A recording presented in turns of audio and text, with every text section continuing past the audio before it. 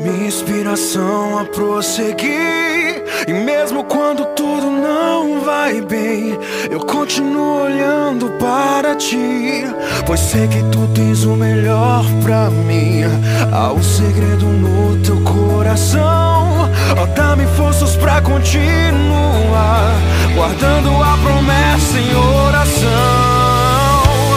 Firme, ó Deus, está o meu coração, firme nas promessas do Senhor.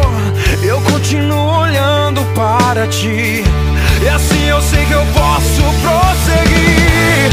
E mesmo quando eu chorar, as minhas lágrimas serão para regar a minha fé e consolar meu coração, pois o que chora aos pés da cruz, clamando em nome de Jesus, alcançará de ti, Senhor, misericórdia, graça e luz.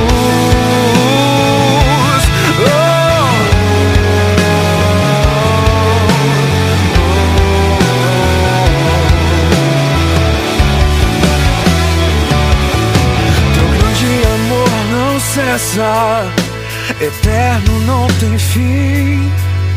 Quão grande és tu, Senhor, quão grande és pra mim. Tua graça é o meu refúgio, descanso no teu poder. Maravilhoso és, maravilhoso.